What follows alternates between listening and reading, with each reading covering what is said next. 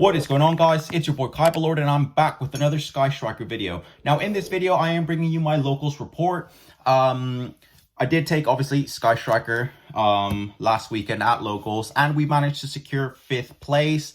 There was 19 players at locals, and we went 3-2, so won 3 matches and lost 2. I mean, we had some easy matchups, we had some difficult matchups. It's just different at the Hobbit Hole every weekend. People just switch up decks. Some stick to their own deck, so it's really hard knowing what to side, knowing what we're going to come up against. But round 1 was against DD. It was a very, very, very easy matchup. We managed to secure the win 2-0. Obviously, we're playing Dimensional Barrier inside, but I mean, I think it was literally just Valor and Ash that won us the matchup. So it was an easy clap. Round 2 was against Branded Despia. Shout out to Quorum, improving his dueling skills every single week.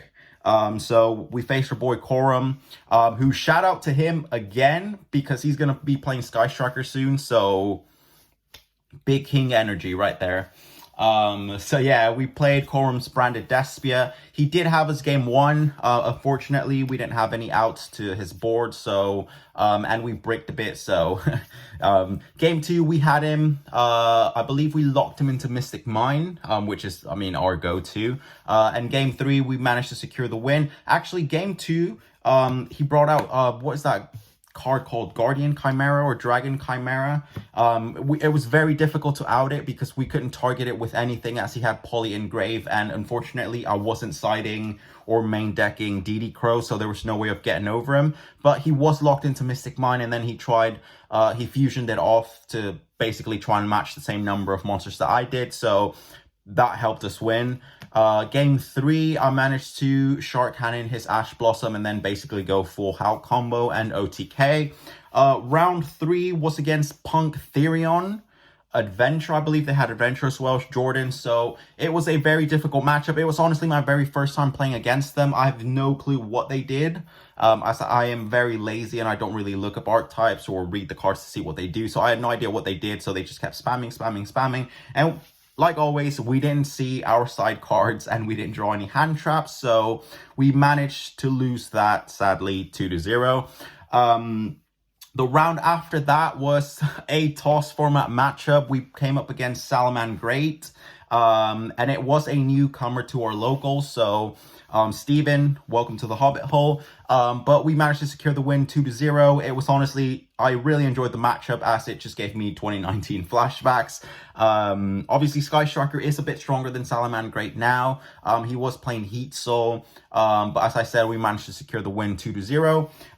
The last round was against Flu Wonderies. Shout out to Zach, who made me pick up the core, basically inspired me to pick up the core and play Flu Wondery, so I will be playing that, and I will be bringing you deck profiles and everything with Flu Wonderies. But we sadly lost 2-0. Game 1 basically changed shifter. Sky Striker doesn't really have an out to that. We're not going to play cross out just for the shifter. We've got the one called by, but I mean, it is drawing that one of. So basically that was GG from there. Game 2, he built an insane board and we could not out it. So he banished Ray as well with Called by the Grave. So I mean, it was insanely well played. So sadly, we lost 2-0. Sky Striker does have a very difficult matchup with Flu Wondery, so you have to like kind of side for them. But again, I didn't see any of the side cards. Like there can be only one. Twin Twisters, which I sided in for the freaking map, and an Interrupted Winds or whatever that other spell card is called. But yeah, I'm now going to show you the deck profile that I played, so stay tuned, make sure you like and subscribe, and thank you for all the support. Stardust, Black Rose, no hope, life low.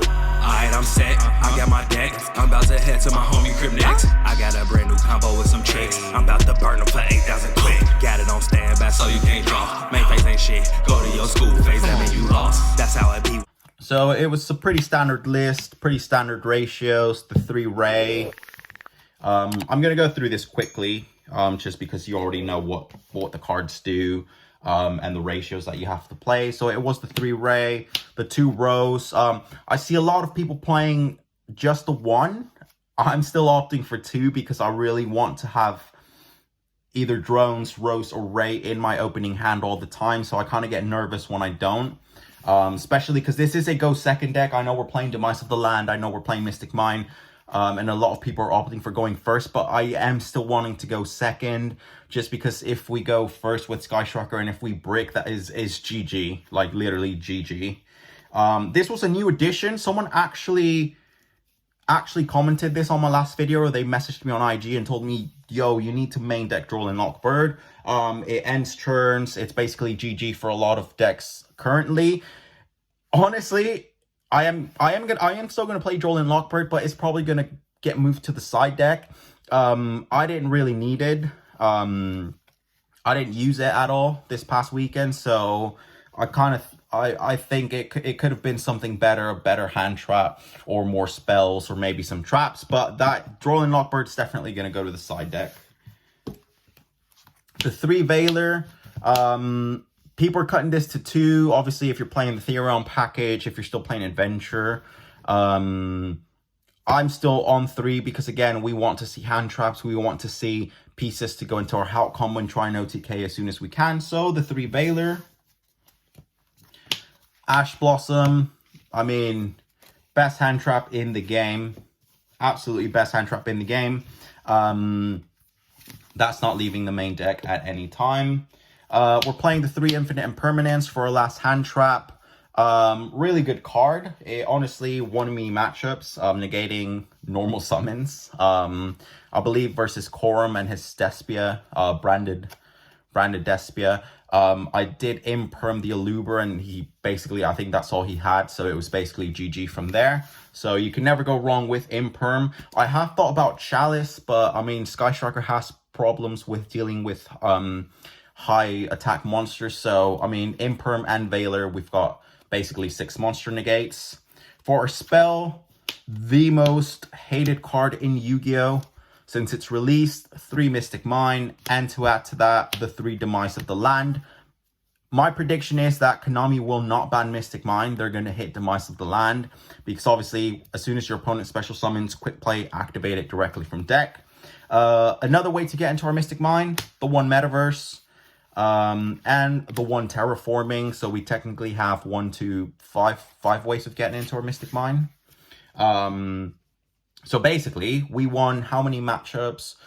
2 against Salamangreat, 2 against DDs, and 2 against Branded. Out of those 6 games that I won this past weekend, I only won 2 of them with Mystic Mine. So before people say, oh, you just played Mystic Mine, oh, Mystic Mine won you the matchups, they did not. It did not. Literally, I just won 2 matches with Mystic Mine, which was against Branded. They couldn't out it because they obviously spammed their board, and I just kept swinging with Hayate. And with versus Salamangreat as well, they couldn't out it. Game 2. Or I believe it was game 1, and again I just kept swinging with Hayate because they had a board spam. So out of those 6 games that I won, only 2 I won thanks to Mystic Mine. Other than that, it was just Anchor, Take, Attack, and obviously Hayate and Access Code. But yeah, for spells, we're playing the 3 Widow Anchor, the best card in Sky Striker, hands down the best card. So negate the monster effect and take. So basically, we've got Veiler, we've got Infinite Impermanence, and we've got the Widow Anchor. So we've got 9 cards to negate monster effects. Sadly they do target.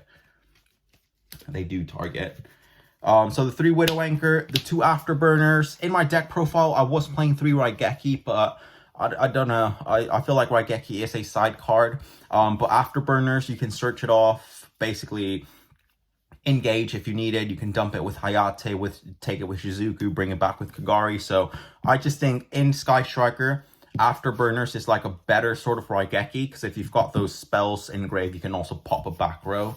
And this comes in really clutch when you least expected, because not a lot of it's like Raigeki. I mean, not a lot of monsters end on spell, trap, negate. 1-ups, we're playing the 1 Shark Cannon, the 1 Engage. the one multi-roll, the one area 0, the one Hornet drones. You already know what they do. I don't know how I feel about Shark at 2 maybe. Definitely not at 3. But I mean, I don't know. As I said, Droll is definitely leaving the main deck. This is a 41 card bill, and I will tell you the card I'm definitely going to cut. More one-ups. We're playing the one Rhoda, the one Called by the Grave, and the one Change of Heart. Now, as I said, it is a 41 card build. The card that is leaving the deck is Change of Heart. I just added it because I just wanted to test it to see, like, I know everyone's saying don't play it, don't play it. If you weren't playing Mind Control, you're not going to play Change of Heart, blah, blah, blah. But remember, with Change of Heart, you can swing. But I don't know. There was not a single game this past weekend. We had 5 rounds. Not a single game I drew Change of Heart. I never opened it. I never saw it. Every time I sided, Change of Heart was my first card to side out. So I did just wanted to play 41 just so I could play it and test it. I also secretly played 41 cards just so I could have more stuff to side out. Like I said, I'm going to build this deck 41 cards. I will have that 41, like card number 41 to always side out. And it was always Change of Heart. Change of Heart definitely is leaving the deck, or I'm swapping it for something else. 41 cards wasn't as bad as I thought. Back row removal in the main deck, Harpy's Feather Duster and the Mystical Space Typhoon. A lot of people are main decking Anti-Spell Fragrance now, sadly. It did happen against Salaman Great game 2. He obviously sided it in, chained it when we started our turn. And luckily, I hard drew Mystical Space Typhoon in my opening hand, so we managed to go full combo, GG from there. And I don't know, I'm probably going to bump it up to 3 just for laughs. That is it for the main deck. Just let me sort this extra deck.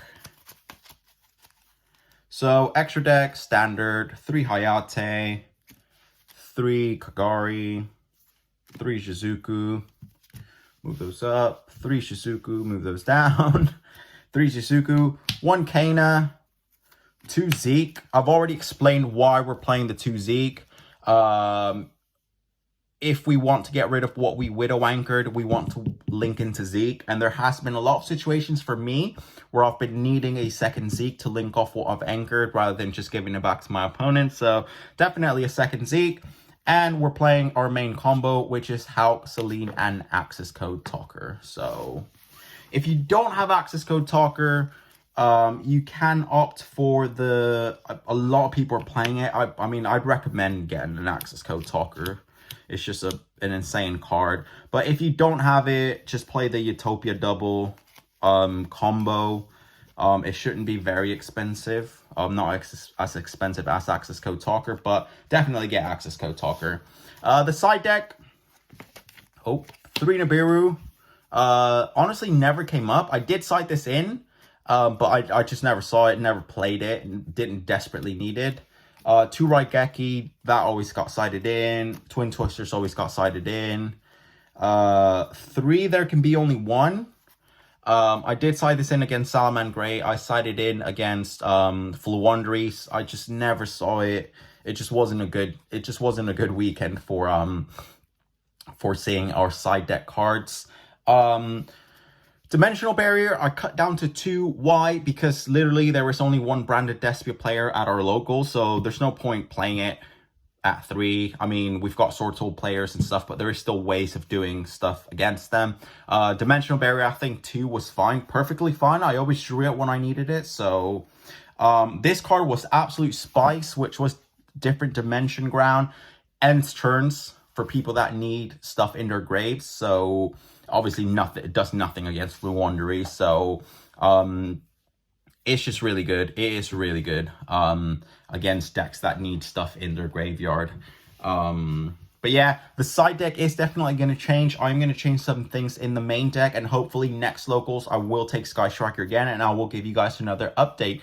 But yeah, I would try and also get some deck profiles from the guys at Local, so let me know in the comment section down below what deck profile you want me to bring, and give me some options to add to my Sky Striker build. So just a quick video, guys. Thank you so much for all the support.